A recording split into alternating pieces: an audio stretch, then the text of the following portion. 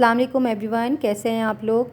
उम्मीद है आप लोग सब ठीक ठाक होंगे, मज़े में होंगे। और अल्लाह का शुक्र है कि मैं भी बिल्कुल ठीक ठाक मज़े में और अपने मामूलात में मसरूफ़ हूँ। तो ये सुबह का वक्त नहीं है, दोपहर हो चुकी है और मैं नाश्ते वाश्ते से फ़ारिग हो चुकी हूँ। और अल्लाह का शुक्र है कि जैसे मैंने शेड्यूल की हुई थी अपनी चीज़ें कि मुझे इस दिन ये करना है, इस दिन ये करना है, तो मेरी सारी चीज़ें अपने हिसाब से चल रही हैं। तो ये बड़ा अच्छा रहता है कि अगर आप काम को शेड्यूल कर लें, अगर आपके अभी कुछ काम ज़्यादा हैं तो फिर जो है ना वो काफ़ी इजी रह जाता है। ये क्योंकि अभी मुझे कुछ चीज़ें, मेरी जो फ्रोज़न चीज़ें मैं बना के जो रखती हूँ तो वो 1 बाय 1 मुझे बना के रखनी है, तो वो मैं एक एक दिन के गैप से अपना प्लान कर रही हूँ। ये हो जाएंगी तो फिर इंशाल्लाह काफ़ी दिन तक जो है फिर मुझे सहूलत रहेगी। और घर में भी जब बच्चे होते हैं तो ये चीज़ें लाजमी आपको फिर चाहिए ही होती हैं। तो एनीवेज़ यहाँ पे मैंने शामी कबाब का मसाला बिल्कुल मसाला क्या होता है, शामी कबाब का जो एक मिक्सचर होता है वो मैंने रेडी करके रख लिया था। दाल ये सब नॉर्मल रेसिपी है, ये तो सब आप लोग बनाते ही होंगे अपने घर में। तो इस दफ़ा मैंने शामी कबाब में थोड़े प्याज भी चॉप करके डाले। नॉर्मली मैं जब फ्रोज़न करती हूँ तो मैं इसमें प्याज नहीं डालती थी, लेकिन मैंने इसको फ़ील किया कि जब हम विदाउट प्याज शामी कबाब बनाते हैं तो वो ना थोड़े ड्राई हो जाते हैं। प्याज एक अच्छा सा मॉइस्चर रखता है। तो इस दफ़ा मैंने फिर दोबारा इसमें जो है ना प्याज को चॉप करके डाल दिया था। और ये चढ़ाना कोई मसला नहीं है और फटाफट बन जाता है। पीसना भी कोई इतना ख़ास मसला नहीं है, मशीन से चीज़ें हो जाती है। बट ये छोटे छोटे जो इतने सारे शामी कबाब बनाने होते हैं ना, तो ये बड़ा एक सब्र का काम होता है कि बस ऐसा लगता है बार बार नज़र जाती है पॉट की तरफ कि अब कितना बाकी है, अब कितना बाकी है। तो साथ होते हैं कोई एक दो तीन लोग करते हैं तो पता नहीं चलता, बट अगर आप अकेले कर रहे हो ना तो बड़ी ये जो चीज़ है ना सम टाइम बहुत बोरिंग हो जाती है कि बस ये जल्दी जल्दी ख़त्म हो जाए। और लेकिन खैर अल्लाह का शुक्र है कि मैंने काफ़ी, और ये ठीक ठाक मेरे बन गए थे। ये तकरीबन 1 महीने की जो है ना छुट्टी हो जाएगी मेरी। तो खैर ये जो है मैंने इसको शामी कबाब को ही बना दिया। इंशाल्लाह ये कल तक फ्रीज़ हो जाएंगे तो इनको भी फिर मैं बॉक्स में शिफ्ट कर दूँगी।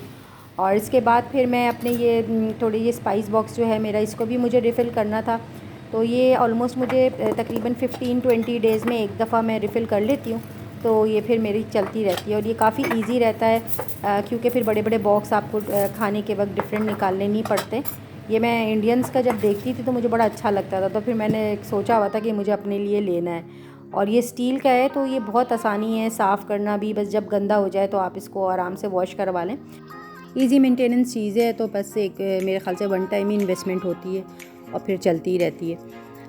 आज मुझे कुछ अपने घर का भी सामान वामान लेना था, तो फिर मैं जल्दी से किचन के काम से फिर फ़ारिग वारिग होकर, और हमने दोपहर के खाने वाने के बाद, दोपहर के खाने तो नहीं, ये तो शाम का वक्त हो गया था, खाना वाना खा के उसके बाद शाम में फिर हम निकले। तो मुझे कुछ अपनी किचन की प्लेट्स वगैरह चेंज करनी थी और काफ़ी अरसे से ये पेंडिंग था। रमज़ान से सोच रही थी मैं, तो रमज़ान के बाद ईद गुज़र गई, ईद के बाद फिर बकरा ईद गुज़र गई। लेकिन फ़ाइनली आज जो है ना मैंने अपने बेटे से ही कहा कि हम चलते लेकर आते। तो खैर मुझे ज़्यादा दूर तो जाना नहीं था, तो करीब में मेरे घर से मेरे लिए ये चेज़अप जो है ये बेस्ट चॉइस थी। और वैसे भी रेगुलर यूज़ की चीज़ें यहाँ पे काफ़ी रीज़नेबल प्राइस में और क्वालिटी वाइज भी अच्छी मिल जाती हैं। तो मुझे माइक्रोवेव सेफ़ कुछ प्लेट्स वगैरह लेनी थी। तो मुझे क्या लेना था वो मुझे बिल्कुल सॉर्टेड था, लेकिन फिर भी एक टूर तो करना था। पर ये काला ना हो जाए, ये मुझे वो लग रहा है डर। ये मुझे बहुत पसंद आ रहा था टिश्यू पेपर बॉक्स, इतना सिल्वर, लेकिन ये जितना सिल्वर था ना मुझे उतना ही डर लग रहा था कि ये कहीं काला ना हो जाए, क्योंकि इस तरह की चीज़ें जो है ना काली हो जाती हैं।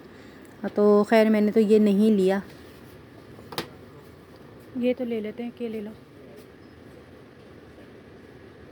डिफरेंट सॉस वगैरह के लिए चाहिए होता है ना, बास्केट लेकर आओ। ये एक्रेलिक के हैं लेकिन ये बड़े डल हो जाते हैं, अभी सही लगते हैं लेकिन बाद में बिल्कुल ख़राब हो जाते हैं। ये मुझे काफ़ी दिन से, ये एक उठा लो, चेक कर लेना इसको।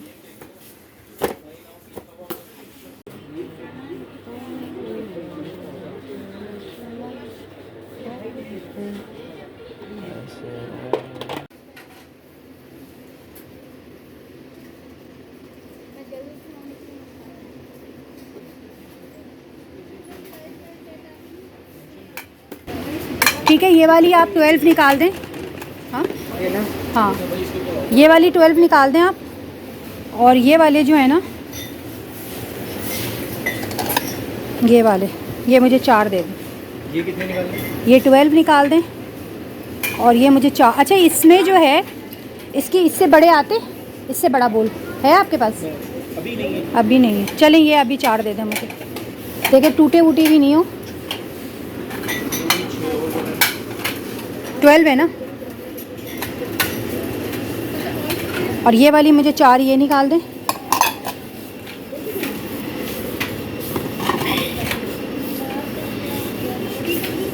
अच्छा इसमें किसी पे मैंने देखा प्लेट पे स्टैम्प है, किसी पे इस पे पीछे नहीं है कि ये हीट रेजिस्टेंस है और ये है माइक्रोवेव सेव है ना, तो इस पे आपके पीछे वो हुआ हुआ है, सारा लिखा हुआ है। और इस पे मटेरियल है, ये अलग मटेरियल है, कंपनी पर है, इसके ऊपर कोई यहाँ लिखा हुआ है, ये बना हुआ है इसके ऊपर। नहीं मैं इसकी बात नहीं कही, ये तो इसी का है ना डिज़ाइन।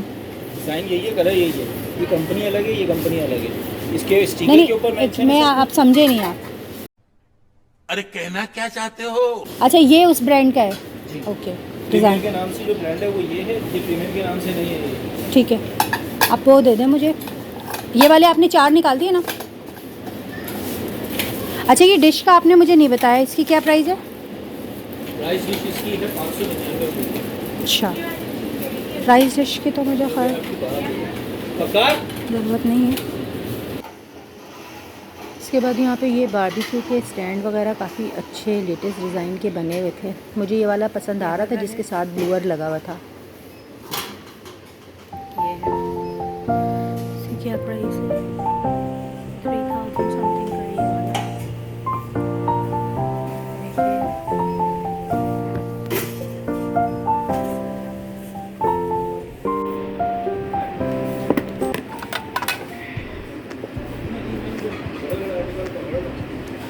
ठीक है ये वाली भी मुझे 6 दे दें बेटा, ये मुझे करना है ना, ये वाली मुझे 6 दे दें। 29 6 निकाल दें, 6 निकाल दें। यहाँ पे मेरा बेटा जो है ना शदीद इरिटेट होना शुरू हो गया था कि बस अब घर चले। हाँ ये वाले जो है ना इसकी बड़ी डिश है मेरे पास, ये 2 छोटे इसके ले लो, सैलेड वगैरह के लिए हमें चाहिए होता है ये वाला, तो ये वाले हम 2 ले लेते हैं। और कप बहुत प्यारे प्यारे हैं बट अभी मुझे कप की ज़रूरत नहीं है।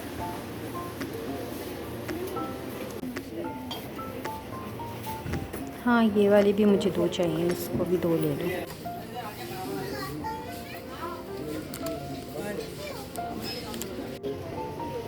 ये जो है ना मैंने पहले कभी यूज़ नहीं किया था, लेकिन जब से मैंने यूज़ किया ना तो मैं फ़ैन हो गई हूँ इसकी।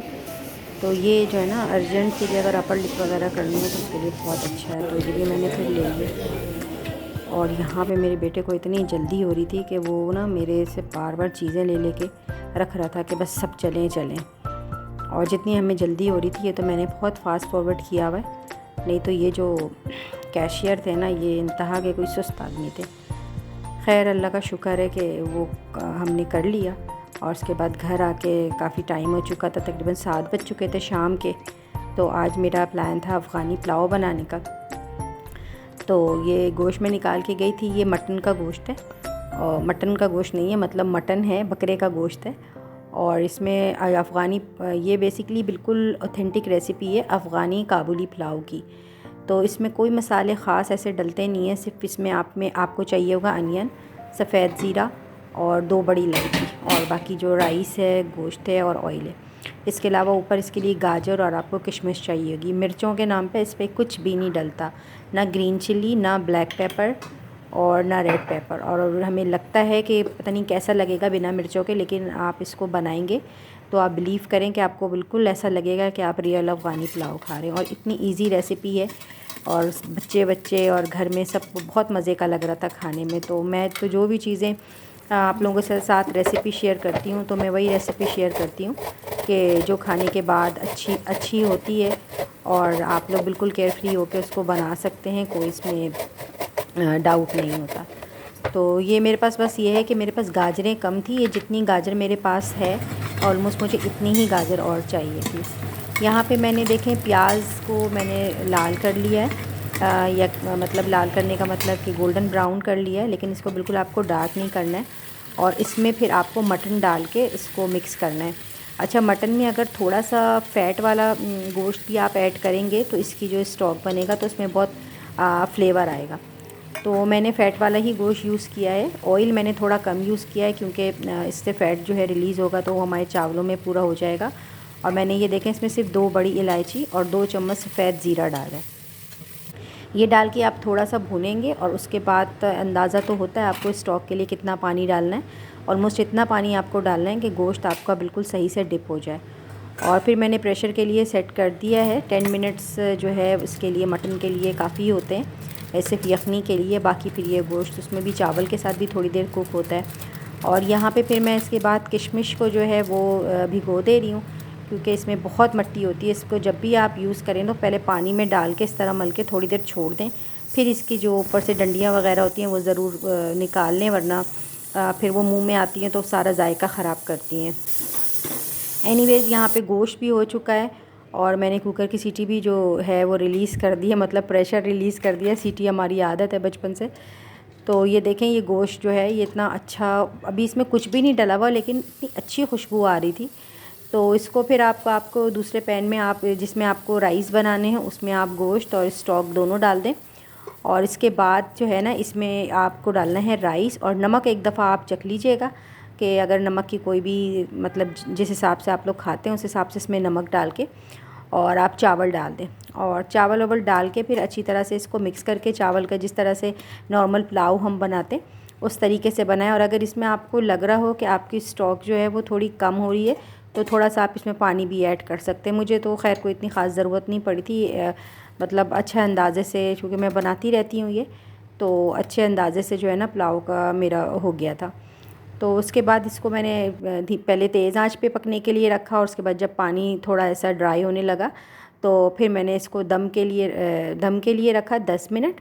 और जब आप दम पे इसको रखेंगे तो उस वक्त दम के वक्त रखते हुए ये गाजरें और किशमिश ये आपको डालनी है। मुझे बार बार बड़ा अफसोस हो रहा था कि थोड़ी और गाजरें होनी चाहिए थी, क्योंकि वो जब दम पे रखते हैं तो वो हल्की हल्की सी कुक्ड और हल्की सी जो है ना वो रॉ सी लगती है, तो वो बहुत अच्छी लगती है खाने में। लेकिन खैर मेरे पास थोड़ी सी कम थी गाजरें, इसलिए मैंने थोड़ा बारीक और इसको कर दिया था। और किशमिश तो खाने में बहुत मज़े की इसमें लगती। कुछ लोग इसमें बादाम भी डालते, तो अगर आपको पसंद है तो फिर आप डाल दें। वैसे भी अफ़गानी और पेशावरी खानों में इसमें ज़्यादातर ड्राई फ्रूट्स का बहुत इस्तेमाल होता है। तो ये बहुत ही सिंपल रेसिपी है और बहुत मज़े की बनी थी। इसके साथ मैंने सैलेड जो बनाया था वो मैंने थोड़ा मिर्चों वाला सैलेड बना लिया था, मतलब नॉर्मल जो हमारा पाकिस्तानी सैलेड होता है वही मैंने बनाया था, देसी अपना। लेकिन उसमें मैंने थोड़ी सी मिर्चें वगैरह ज़्यादा डाल दी थी।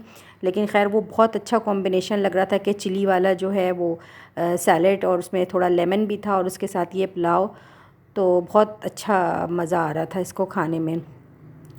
बाकी काफ़ी टाइम हो गया था। शॉपिंग जो मैंने की है वो मैं आपसे दूसरी वीडियो में शेयर करूँगी। और अगर आपको वीडियो पसंद आई हो तो चैनल को लाइक कीजिए, सब्सक्राइब कीजिए और मुझे अपनी दुआओं में याद रखिए। अल्लाह हाफ़िज़।